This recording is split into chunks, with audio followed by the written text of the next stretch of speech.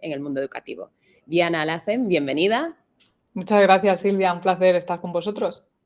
Educadora desde hace más de una década, profesora de secundaria, madre de 2 adolescentes y creadora del portal Adolescencia Positiva. Y además escritora, ¿no? Que acabas de presentar tu última obra, si la digo bien, Adolescentes, de la A a la Z. La adolescencia no es horrible, es desafiante, ¿correcto? No es horrible, es desafiante, no es horrible. Pues primero de todo, y para los que nos estén viendo y no te conozcan, ¿qué es Adolescencia Positiva? Pues Adolescencia Positiva es un proyecto que nació a raíz de la pandemia, cuando nos encerraron a todos en casa y teníamos que estar 24/7 con nuestros hijos adolescentes. Claro, yo vengo de trabajar en aulas con chavales jóvenes, ¿no? Pues todo lo que es la ESO, bachillerato, y sé lo que es convivir con ellos durante unas cuantas horas, ¿no? Por otro lado, sé que también es una etapa en la que necesitan explorar el mundo y salir fuera, ¿no? Y resulta que de pronto nos vemos encerrados en casa con adolescentes que necesitan salir al mundo, que se desesperan, que las emociones todavía no son capaces de gestionarlas y por lo tanto pues decidí abrir esta plataforma para poder acompañar a las familias que tienen hijos adolescentes, que en un principio pues era para darle herramientas para esa convivencia durante 24 horas, 7 días a la semana, pero que al final, bueno, pues se ha ido desarrollando de tal manera que a pesar de que ya salen, ¿no? Que ya pueden salir, los padres siguen necesitando herramientas y recursos para la educación de hoy en día, porque es verdad que en el siglo XXI nos encontramos con retos pues como el uso abusivo de pantallas, ¿no? Bueno, pues las adicciones que hay también propias de la adolescencia, las conductas. Entonces, pues al final todo ha ido derivando de tal manera que seguimos acompañando. La plataforma ha ido creciendo muchísimo en estos últimos 3 años y bueno, pues ahí estamos dando ese soporte. Vale, y ya más sobre, más en materia, ¿cómo ayuda Adolescencia Positiva a padres y a hijos de adolescentes?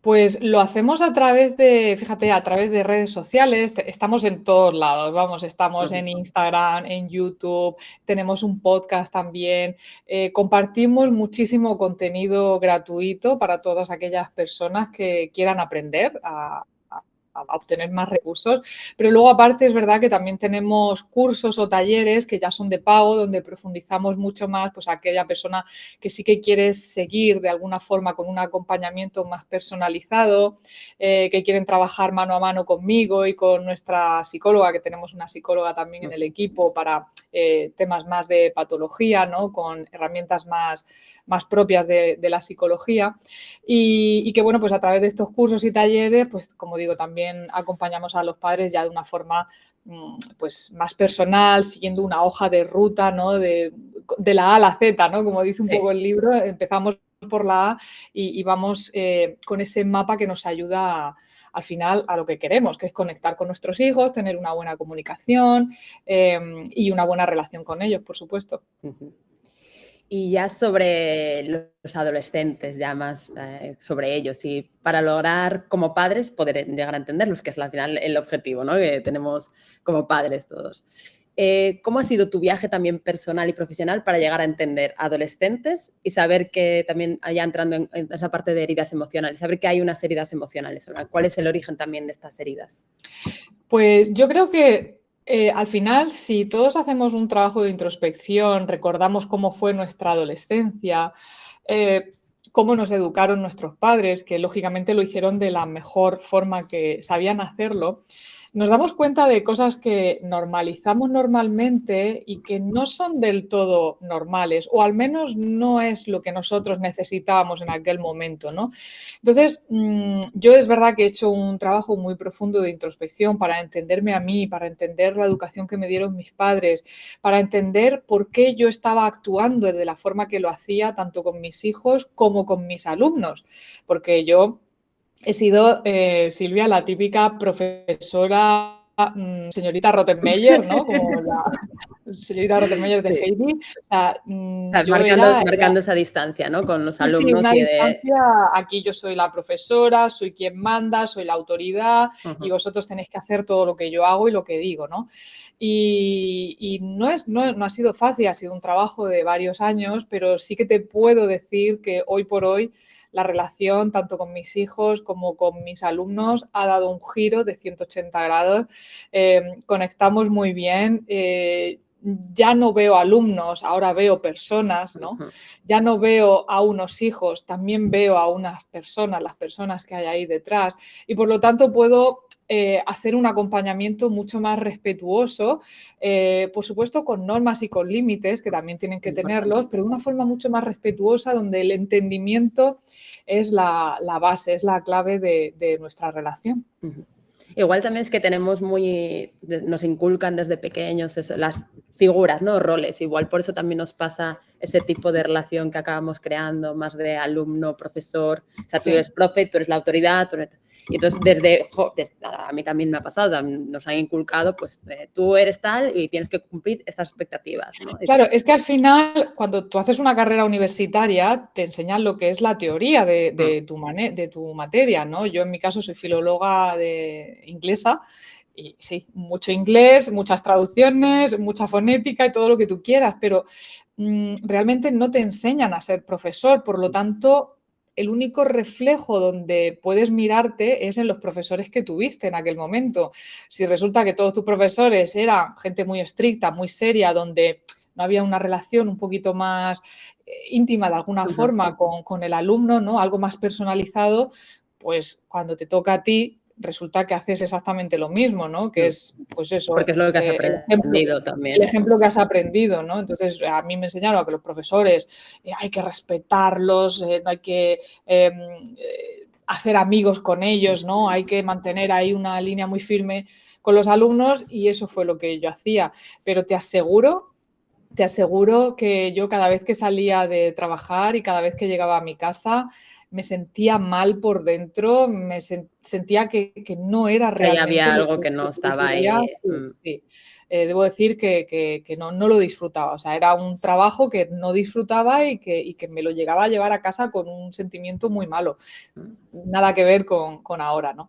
Que ahí fue, imagino, a partir de que empezaste con el proyecto, o fue cuando te diste cuenta o ya empezaste ese No, empecé ya viaje. antes. Yo Vale. empecé ya a hacer ese trabajo anteriormente. Empecé a hacerlo anteriormente, incluso sé en el momento en el que me propuse que algo tenía que cambiar, una discusión con una alumna en la que la alumna se enfrentaba a mí y yo a ella. Nos gritábamos, o sea, nos gritábamos la una a la otra, yo intentando imponer mi lugar, ella queriendo hacerme entender el por qué le estaba pasando lo que le estaba pasando, bueno, pues lo que suele pasar en la adolescencia, ¿no? Y en aquel momento recuerdo que volvía a mi casa en coche y iba pensando ¿qué es esto? ¿Qué es esto? O sea, no puede ser que la figura de un profesor pierda los papeles frente a un alumno. Si somos su ejemplo para el futuro, debemos mantener la calma, ser ese ejemplo de buen hacer, de calma, de no entrar en guerras que no nos competen. Tenemos que entender que ellos están aprendiendo de nosotros y Ujú. por lo tanto, pues tenemos que tener un comportamiento digno de ser enseñado a los alumnos. Y bueno, pues ya te digo que recuerdo en aquel momento en el coche me prometí a mí misma que aquello tendría que cambiar y fue cuando empecé ya pues a indagar, a investigar, hacer ese trabajo interno, Ujú. bueno, informarme, congresos, cursos, talleres, de todo, de todo, hasta que ya al final es un clic, ¿no? Que tienes Ya. que hacer por dentro y ser tú misma, Ujú. no ser solamente esa careta, ponerte esta careta de profesora autoritaria, ¿no? Sino decir, vamos a ver, pero yo quién soy, si yo no Ujú. quiero esto, si yo lo que quiero es buen rollo, porque además la gente joven a mí me da mucha Sí. energía. Sí, Entonces, sí, yo pues... siempre considero que tienen esa energía que nosotros ya vamos mm, perdiendo, pues con los años al mm, final te vas o sí, asentando o tranquilizando o que te pierdes energía, el mm, cansancio de muchas y te vas llenando de más cosas mm, encima y dices, no. mm, Y ellos al final pues están todavía en esa época de evolución, de explotación de la energía extra que mm. tienen. y que es contagiosa, pero a veces puede ser que a veces lo confundamos o con rebeldía o con... Porque hay esa parte también del adolescente. Pero es que un adolescente tiene que ser rebelde. Es que tiene que ser rebelde, porque ten en cuenta que es la única manera que tienen de alejarse del nido familiar. Si de alguna forma no empiezan a rebelarse contra nosotros, contra los padres, el día de mañana tampoco van a tener esa personalidad o no van a saber poner esos límites a personas que les traten mal o lo que sea, ¿no? Entonces, es que se ha descubierto ya por la ciencia que el cerebro del adolescente está diseñado para rechazar a los padres. Por lo tanto, tenemos que hacernos a la idea de que el adolescente tiene que ser rebelde. Otra cosa muy distinta que me gustaría aclarar es que no confundamos rebeldía con faltas de respeto, ¿vale? Esto es otro tema diferente. Yo puedo ser rebelde, yo puedo llevarte la contraria, pero tengo que aprender, y yo como padre o madre tengo que enseñar a que puedes tener una opinión diferente a la mía, pero que tienes que expresarla de una forma segura y respetuosa, por supuesto. Y se trata de eso, ¿no? No de hacerles pensar como a nosotros, sino de hacerles pensar a su propia manera, pero expresar esas opiniones de forma respetuosa. Que tengan esa capacidad de pensar, ¿no? Enseñarles a pensar y oye, que puedes tener tengo una opinión diferente incluso, que es bueno, porque al final sabrás argumentar, ¿no? Esa capacidad argumentativa. Sí, porque en el fondo no queremos tener hijos que luego hagan lo que hace el rebaño, ¿no?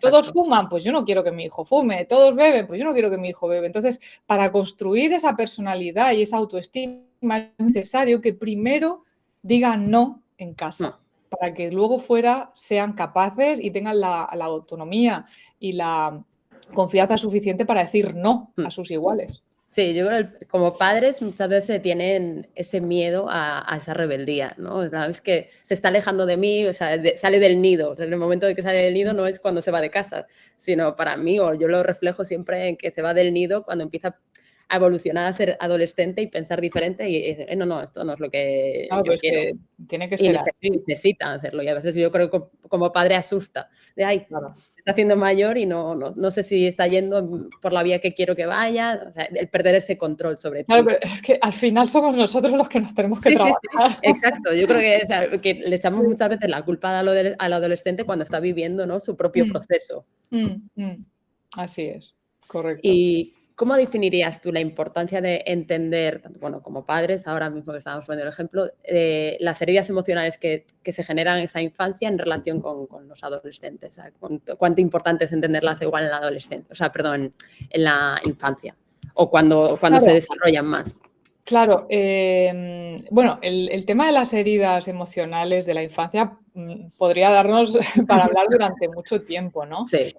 Al final, como he dicho antes, primero nos tenemos que mirar nosotros cuáles son esas heridas emocionales que llevamos arrastrando desde nuestra infancia. Y esto está directamente relacionado también con la teoría del apego. Esta teoría del apego, bueno, para quien no lo sepa, es una teoría que fue desarrollada por el psicólogo británico John Bowlby, bueno, en los años 70, 80, ¿vale?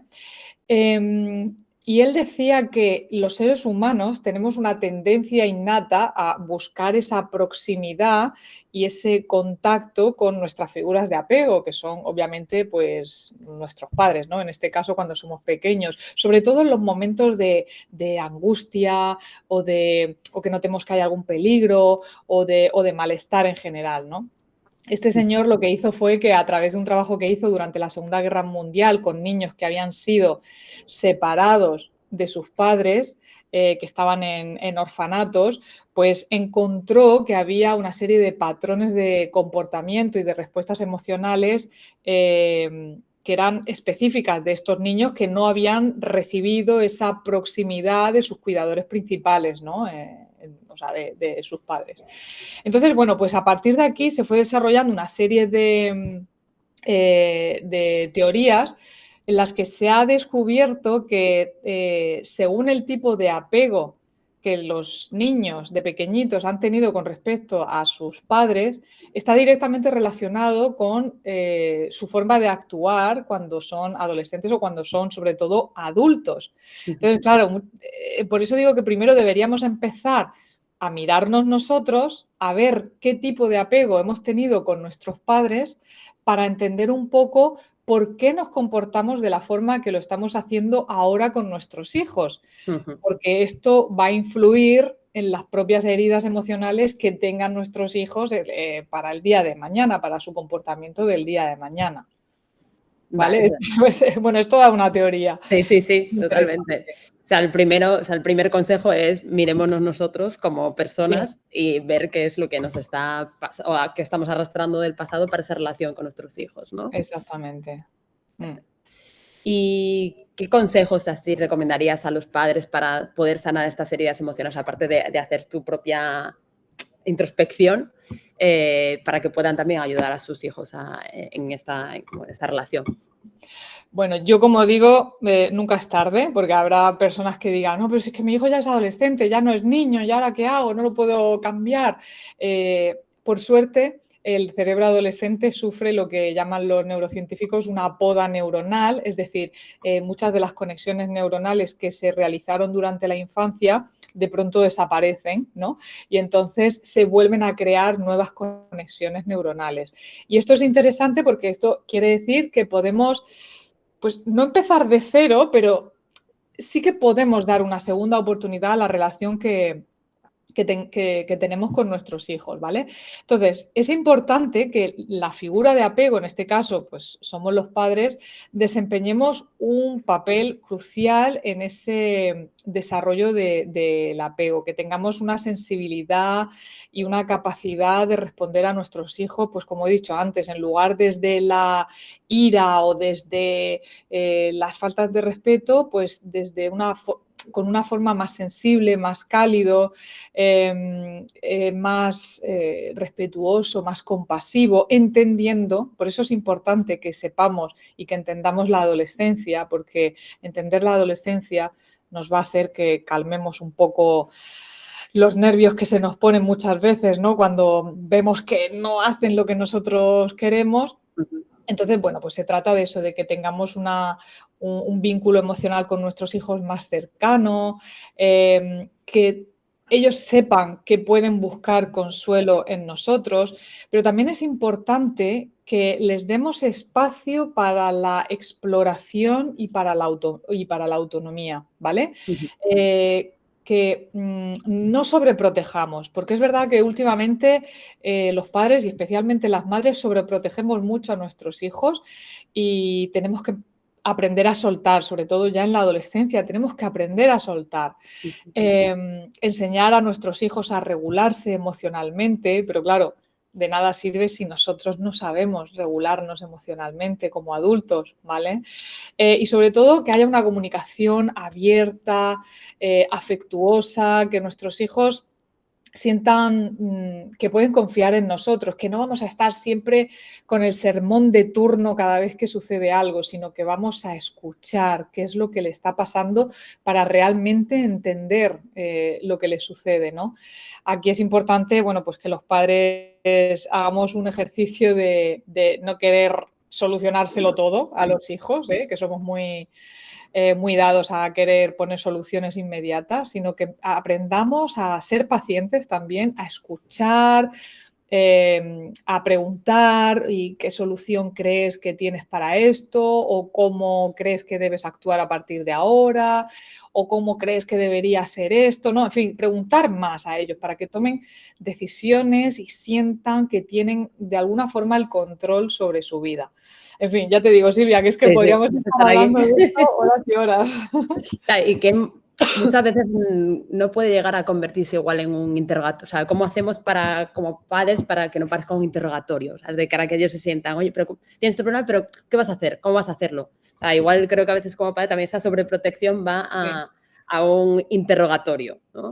Bueno, yo siempre digo que más de 3 preguntas a un adolescente nunca Vale, hagas. clave.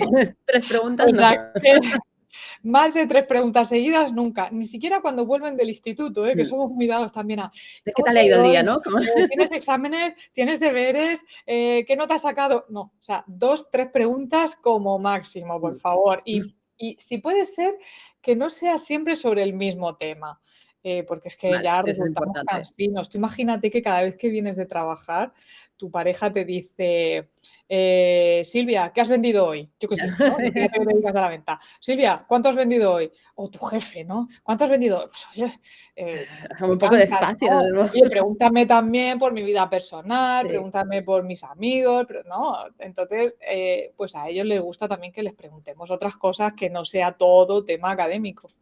Tendemos a ser también jefes de su vida, ¿no? En ese sentido Un de, poco, a sí, ver, un poquito. cuéntame hoy cuánto has vendido, pues ellos en plan, ¿cuánto tus notas de hoy? ¿Cuántos exámenes tienes? ¿Qué deberes? Entonces, claro, también es normal que ellos Monotema. se sientan, y en ese momento que están evolucionando como personas, que se sientan, me está preguntando Sí, todo el sí. día que me tengo que hacerle un reporte cada día, Claro, pero ¿no? fíjate, es que esto a ellos les da a entender que solamente nos interesa su vida académica. Sí. Con lo cual, se sienten desolados en otros aspectos de su vida. Si no les va bien académicamente, ya sienten que no son personas válidas y esto va a afectar mucho a su autoestima. Por lo tanto, por eso digo que es importante que hagamos preguntas sobre otros ámbitos de su vida, deportes, actividades extraescolares, juegos, incluso meternos un poco en su mundo, ¿no? Si les gustan los videojuegos, oye, ¿cuál es tu videojuego favorito? ¿Y cómo se juega esto? A ver si un día me enseñas, ¿no? Que también es Intentar interesante. compartir más con ellos otras Exactamente, áreas, ¿no? compartir Porque sus mm, aficiones, claro que sí, es que eso yo importante. creo que como padres también le damos esa gran importancia y la tiene, claro, la parte académica, pero es que no es toda su vida y igual están sufriendo en otras áreas y porque precisamente estamos más enfocados en eso, en que, mira, que el niño es que va mal en el cole, va no sé qué, y te estás descuidando, igual pues tiene un problema pues con un amigo o tiene algo que, pues algún problema personal, emocional, algo que estás sintiendo que no te estás dando cuenta porque estás enfocado en si no estás preguntando otras cosas. Vivimos, vivimos en una sociedad muy competitiva, Silvia, Mm, y ¿sabes qué pasa? Que estamos tan pendientes de que les vaya bien académicamente, que no digo que no les tenga mm. o que se tengan que forzar, por supuesto que sí, pero estamos tan pendientes de eso que nos olvidamos de su salud hasta tal punto en el que las escuelas ya todas utilizan eh, eh, tablets, ordenadores, móviles ya incluso desde primaria. Desde primaria. Y claro, estar también todo el día delante de la pantalla, si están 6 o 7 horas, no sé cuántas horas estarán en el colegio, trabajando con pantallas, luego vuelven a casa, siguen con la pantalla. Jolín, es que su salud visual también se puede ver afectada. Entonces yo creo que debemos preocuparnos también más por otros aspectos de la adolescencia.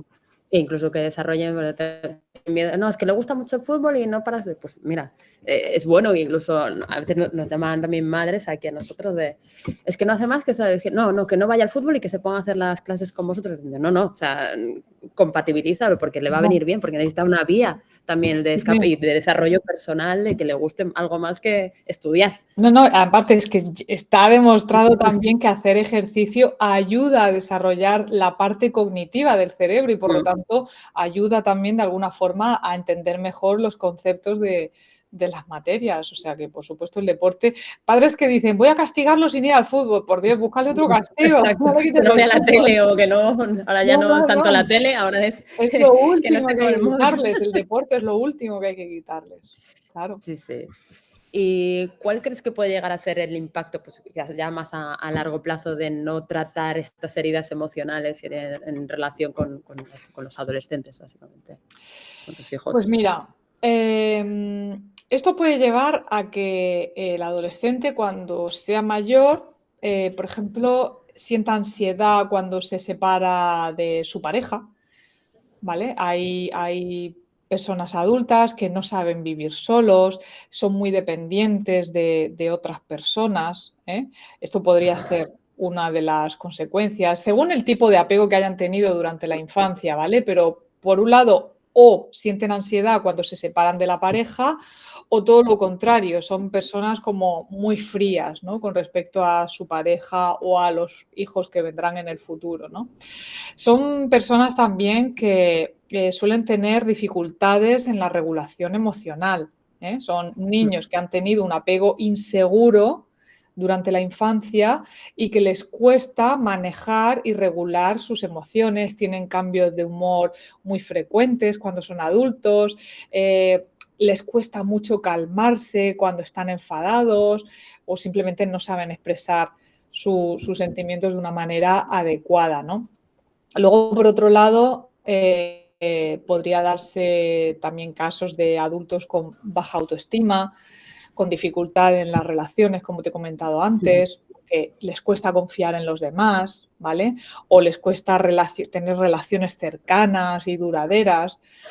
En fin, que estas son algunas de las consecuencias que puede traer el tener un apego inseguro durante la infancia, ¿no? Y tener esas heridas emocionales. Entonces, bueno, por eso digo que es importante que los padres generemos un apego seguro con nuestros hijos. Repito, nada tiene que ver con la sobreprotección, simplemente pues mantener la calma cuando hablamos con ellos, o escucharles, hacerles sentir bien, parte de la familia, ¿no? Como que también pueden tomar decisiones dentro de la familia, estar ahí para cuando nos necesitan y también dar ese espacio para la autonomía. ¿Y cuáles pueden llegar a ser esos desafíos que como padres se enfrentan a la hora de intentar sanar estas heridas, que ellos como personas, para mejorar la relación con sus hijos adolescentes? ¿A qué se pueden llegar a enfrentar? Bueno, empiezan a abrir aquello, ¿no? Empiezas a abrir tu pasado y... Claro. Pues, a ver, el mayor desafío es mirarnos. A veces no nos gusta lo que vemos. Entonces, yo creo que es la parte más compleja. No queremos ver aquello que hemos vivido porque no nos gusta. Y no quiero decir con esto que hayamos tenido que tener grandes traumas de la infancia, ni mucho menos. Simplemente puede ser, pues no sé, que te haya pasado algo en la escuela y que no te hayas atrevido a contarlo a tus padres porque sabías que se iban a enfadar y te lo has tenido que callar y lo has tenido que vivir solo, o porque no querías preocuparles, ¿no? Porque sabes que enseguida montaban un circo y un drama por algo, entonces no querías preocuparles, o simplemente porque te daba vergüenza, ¿no? Te da vergüenza, eres una persona insegura y te da vergüenza que vayan a pensar que no eres lo suficientemente bueno. Entonces, tendremos que mirar estos tres aspectos, ¿no? Del qué nos ha pasado a nosotros siendo niños para poder entender qué nos está pasando ahora de adultos. Y quizá esta sea la parte más complicada, ¿no? El mirarnos hacia adentro, hacer ese trabajo de introspección. ¿Y tú consideras que una persona la puede hacer sola o necesita ese acompañamiento psicológico? Hombre, vamos a ver, habrá personas que lo puedan hacer sola, pero obviamente necesita una base, necesita entender cómo funciona todo esto. Yo siempre digo que tener un acompañamiento va a ayudar. El proceso va a ser mucho más rápido porque estamos hablando de personas que saben los puntos que hay que tocar, las preguntas que hay que hacer, sobre todo, ¿no? A veces no lo sabemos hacer nosotros porque no sabemos qué preguntarnos, pero claro, pues nosotros ya llevamos ya mucho tiempo trabajando y sabemos dónde tenemos que picar, ¿no? Para que los padres se abran y se hagan las preguntas necesarias para entender qué fue lo que les pasó, porque esto sucede mucho, ¿no? De padres que dicen, no, pero si yo tuve una buena infancia, Sí. pero cuando empiezas a rascar, empiezan a salir cosas que nunca imaginabas que eso estuviera afectando a tu relación como padre al día de hoy. O sea que yo siempre recomiendo que si pueden recibir un acompañamiento, pues mucho mejor. Bueno, es que al final es eso, que ese trabajo, hacerlo solo también es eso, complicado porque no sabes, igual vale, sí, me empiezo a analizar, ¿no? Me pasa esto o creo que mi infancia fue buena, pero no sabes ni eso, ni qué preguntas hacer, pero la importancia también eso de lo que hablábamos de la terapia, ¿no? De terapia, de un acompañamiento psicológico para poder esto llevarlo bien trasladarlo bien a tus hijos y a la relación, incluso a tu propia relación contigo mismo, ¿no? Como padre. Exactamente. Y ¿algún ejemplo concreto o recuerdas algún casos de éxito que hay que de esa mejora de la relación a través de sanar esas heridas emocionales de relación de padre e hijo?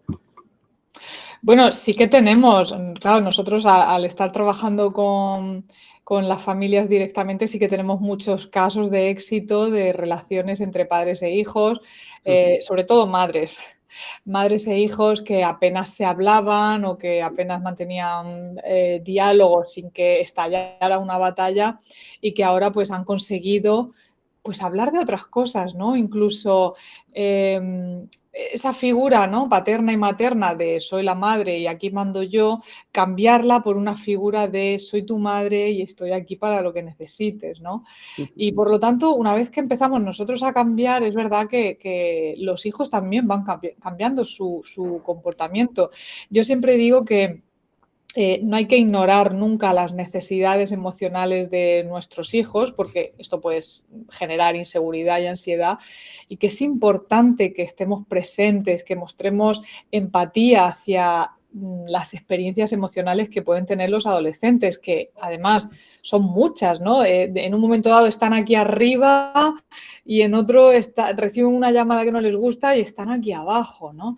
Entonces, tenemos muchos casos de padres y de madres que utilizaban el castigo emocional, ya no el castigo físico, sino el castigo emocional, ¿no? Dejo de hablarte durante 3 días. Esto también daña la relación de apego con los hijos, genera miedo y resentimiento en nuestros hijos, aunque creamos que pasan de nosotros y que todo les da igual, para nada. Es importante que establezcamos límites claros y que utilicemos métodos pues de disciplina positiva, métodos respetuosos. Luego también tenemos casos de madres sobreprotectoras, que no, es normal que brindemos protección a nuestros hijos y seguridad, pero se trataba de madres que limitaban de alguna forma el desarrollo de la autonomía y de la confianza de sus hijos. Entonces, han aprendido digamos, a dejar que los adolescentes se arriesguen de alguna forma, pero con riesgos calculados, ¿no? Que experimentan, que les dé la oportunidad de experimentar el mundo, que para eso es importante en su desarrollo. Y bueno, pues sí, pues eso, padres que no sabían dialogar con sus hijos o que al final pues había malos entendidos entre ellos que generaban confusión y ansiedad en la relación familiar. Entonces, bueno, yo creo que es importante que, como digo, tengamos todas estas herramientas para poder ayudar a nuestros hijos. ¿Y a vosotros os llegan ya cuando están al límite o hay gente que, mira, pues yo ya he hecho mi trabajo, vengo ya antes de que estalle la burbuja que tengo metida en casa? Porque realmente creo que solemos acudir, fallo del ser humano, digo que solemos acudir cuando ya el problema lo tenemos aquí, ¿no? Sí. Ya está. La mayoría es así. La mayoría es así, claro. Vienen ya pues con chavales de 15, 16 años, ¿no? Que está en plena explosión. Sí, sí. Entonces, claro, pero también es verdad que tenemos madres que lo ven venir ya y ya empiezan a ver ciertas actitudes, incluso con 10 años, empiezan a ver ciertas actitudes que dicen, uy, esto a ver por dónde va a salir, ¿no? Y que están preparándose para afrontar esta etapa, más que para afrontar, para disfrutarla, ¿no? Porque se trata de, bueno, las dos cosas, de afrontar y de disfrutar la etapa adolescente. Entonces tenemos casos de todos lados y además es muy curioso porque al trabajar en grupo con estas madres, pues las que tienen a los hijos más pequeños aprenden mucho de las que tienen hijos más mayores. Bueno, van viendo el problema que les va a venir, claro, ¿no? Claro, con lo cual, pues también, y luego para las que tienen hijos más mayores, el ver en esa comunidad que no eres la única, que no estás sola, que hay otras madres que tienen los mismos desafíos que tú, pues quieras que no, de alguna forma te da paz el saber que no lo estás haciendo tan mal, ¿no? Sino que se trata de, pues eso, una fase, una etapa que hay que que hay que superar y disfrutar. Y por lo tanto, pues, no sé, la verdad es que lo pasamos muy bien. En esos grupos se crean ahí sinergias muy chulas. Y todo el tema de la culpabilidad de las madres o padres, ¿cómo lo llevan? Porque siempre hay sentimiento, ¿no? de culpa, Sí, de lo estoy haciendo mal. O sea, sí. ¿cómo reviertes todo eso de tranquila? Claro, cuando los hijos no salen como nosotros esperamos que salgan, o para lo que nosotros hemos esperado que salgan, pues nos sentimos culpables porque pensamos que lo hemos hecho mal, que no hemos sabido hacerlo. Pero claro, tenemos que pensar que nuestros hijos no somos nosotros, que son personas independientes, con sus sentimientos, sus emociones, sus pensamientos, sus experiencias, que a veces se nos olvida que se pasan un montón de horas en el instituto y que durante todas esas horas les sucede un montón de situaciones que nosotros no conocemos. No sé, desde peleas con compañeros o una bronca de un profesor o una mala nota en un examen o yo qué sé, cualquier situación. Ellos tienen una vida también paralela a la vida familiar. Y claro, a veces se nos olvida, llegamos a casa, el otro día me decía una madre, es que yo, claro, cuando mi hijo llega a casa, lo primero que quiero es que haga los deberes para que después ya se le quede toda la tarde libre. Claro, pero es que tu hijo viene a estar 6 o 7 horas sentado en un pupitre con una silla dura, que no nos olvidemos de las sillas Exacto. Que de nosotros la nos quejamos aula. de que no tenemos nuestro Claro, respaldito para la espalda, pero ellos claro. también están creciendo, ¿no? También es esa parte de desarrollo. Efectivamente, que viene de estar en clases con diferentes materias. No sabemos cómo son los profesores, pero oye, hay profesores más rolleros que otros. Hay profesores que permiten a los alumnos participar más en el aula. Entonces, oye, pues si estás en un aula donde te dan la oportunidad de participar, genial, pero a veces vienen de aulas con profesores en las que el único que habla es el profesor. Y ellos tienen que estar ahí escuchando, tomando apuntes y claro, es que no nos damos cuenta, claro, yo sí lo veo porque yo trabajo Claro. con ellos y veo lo que sucede en el aula, ¿no? Y yo misma que trabajo, pues a lo mejor estoy un día dando 4 o 5 horas seguidas de clase y para mí ya es tela marinera, pues imagínate ellos que están más horas todavía allí sentados tomando notas que yo digo, madre mía, ¿cómo lo aguantan?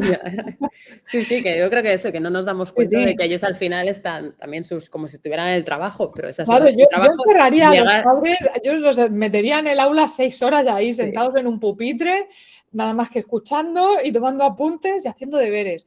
Claro, cuando llegan a casa necesitan descansar. sí, normal. Eh, Y no lo vemos, porque al final somos, no, no, claro, tienes que seguir, tú no seguir. Ahora que nos digan a claro. nosotros, cuando incluso los días que tenemos que hacer trabajo extra, espera, llego a casa y tengo que acabar esto, no sé qué, y eso lo haces un día, 2 días, 3 días, pero eso sí lo tienes que hacer, ¿no? Diariamente, es lo que no empatizamos quizás con eso cuando ya lo hemos vivido.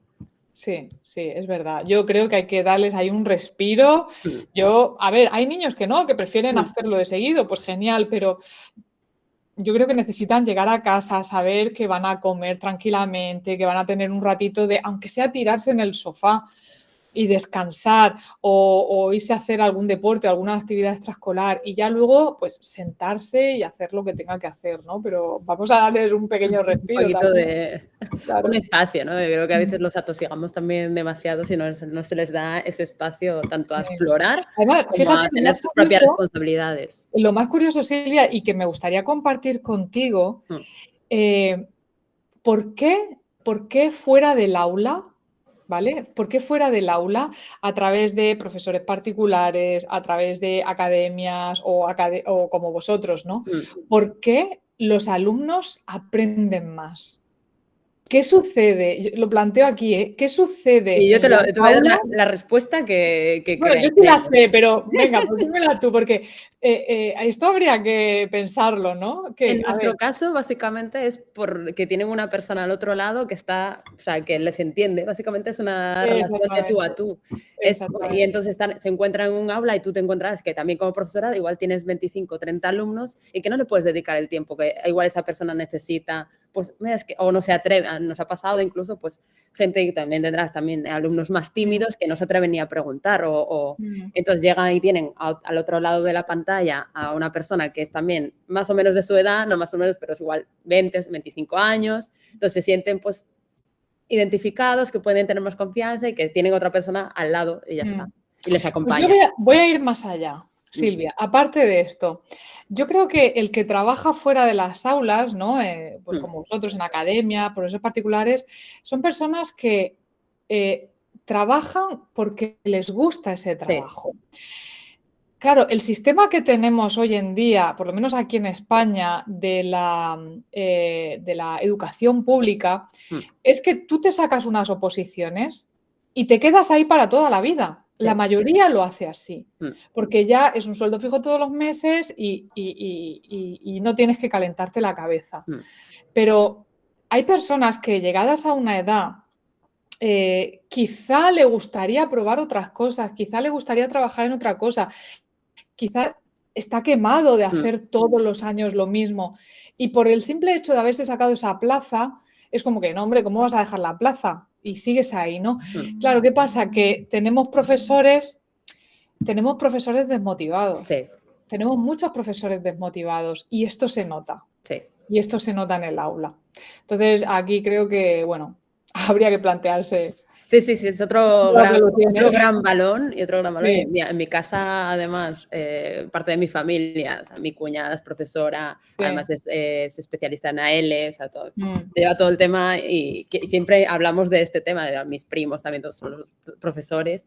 Y ellos son de esta parte que ha sido vocacional toda su vida. Entonces sí que les gusta lo que hacen, pero no todo, me dicen ellos, incluso tenemos compañeros, tengo compañeros que es que no, o que son más mayores o incluso que han llegado, hacen su plaza y aquí nada más. Entonces esa desmotivación también se traslada al alumno y hace que también diga, pues que yo para qué voy a hacer si incluso esta persona... Así es. Pero sí. Y ya para terminar, que aquí seguiríamos hablando 3 horas más. Vale. ¿Cuál es el consejo más valioso que has recibido tú en tu trayectoria profesional? Pues mira, fue otro profesor que se jubiló y que yo le decía, es que no puedo hacer lo que yo quiero en mi aula porque tengo que seguir una programación muy estricta.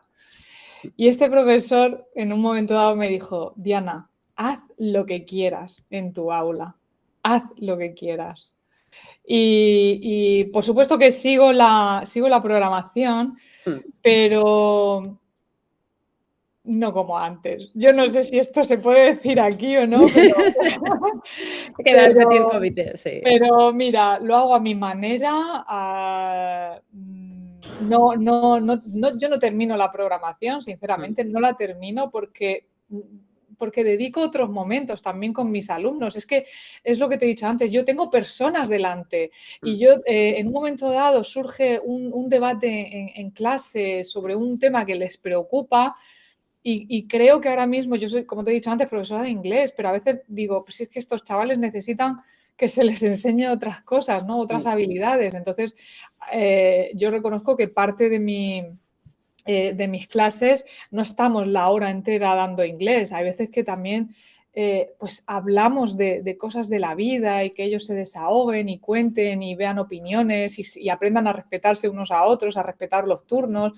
Entonces, bueno, lo voy encauzando ahí de alguna forma, intento hacerlo siempre en inglés todo esto, ¿no? Para no salirme de todo de la programación, pero sí, para mí fue el mejor consejo que me dieron es haz lo que quieras en tu clase, en tu aula es tuya, ¿no? No creo que no tienen ese espacio, ¿no? Para incluso compartir lo que les está pasando, aparte de, o sea, bueno, voy al aula y sí, me está pasando algo y no puedo compartirlo con nadie que me pueda ayudar en esta parte. A menos que me vaya a un psicólogo externo, me vaya a otro tipo de terapias o mis padres, y encima de mis padres en casa, pues me están preguntando todo el día qué tal el cole, cómo van las notas. Todavía... Pues creo que podemos ya dejarlo aquí. Vale, pues mira, te voy a hacer una última pregunta, ya sobre tu libro. Cuéntame un poquito, ¿cómo resumirías tu libro? Aquí ya hemos venido a hablar de tu libro, ¿no? Bueno, pues al final es un manual, un manual de instrucciones, un poco, ¿no?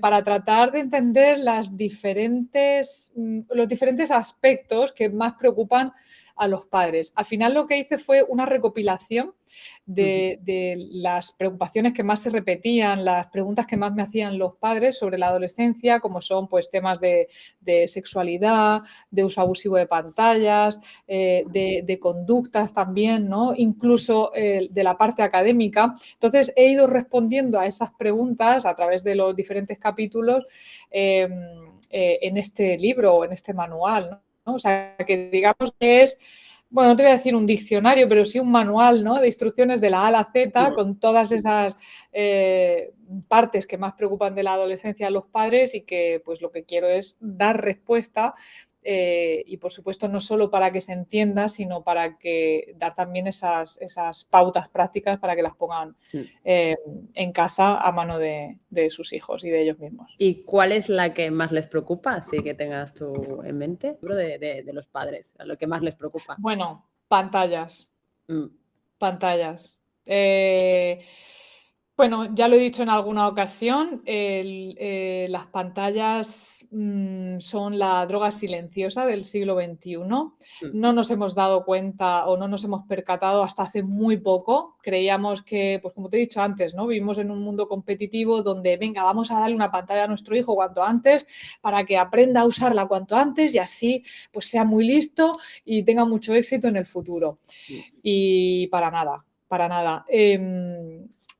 A todas las personas se nos ha permitido empezar a conducir con 18 años y que yo sepa, todos conducimos perfectamente, bueno, habrá alguno que no, pero todos conducimos perfectamente a pesar de haber tenido que esperar a los 18 años para coger un coche, ¿no? Para aprender a conducir un coche. Por lo tanto, nada que ver con esta teoría de cuanto antes se lo demos, antes aprenderá. Para nada, ya se ha demostrado que producen adicción las pantallas. De hecho, ya hay muchos adultos que también pues, están todo el día enganchados a los vídeos cortos y a las redes sociales y a bueno, noticias, vídeos, etcétera. Pues imagínate un cerebro que está en desarrollo, que está en pleno desarrollo. Es como poner barra libre de alcohol en casa y que empiece a beber. Pues nada, pues cuanto antes empiece a beber, mejor, ¿no? Porque así sabrá controlar el día de mañana. Para nada, nada que ver. Entonces, bueno, yo creo que hay que retrasar el darle un móvil a un niño lo máximo posible. Y que si ya lo tiene, pues negociar acuerdos de uso, de horarios, duración de ese uso de pantallas, explicarles qué sucede en su cerebro para que esa dopamina se reactive y que cada vez quieran más y más y más y más. Es importante que los adolescentes entiendan cómo funciona su cerebro. Y como ya te digo, bueno, yo creo que es la mayor preocupación que tienen ahora los padres. Antes, fíjate, antes de la pandemia, cuando hablaba con los padres les preocupaba mucho el tema del alcohol, el tabaco, pero ha ido derivando cada vez más a las pantallas. Es que, bueno, siempre decimos también aquí, es otra de las grandes preocupaciones también que tienen los padres. Y pues yo creo que con esto ya estaríamos. Muchas gracias por habernos acompañado hoy, Diana. Un placer. Y un placer y nos vemos próximamente. Muy bien.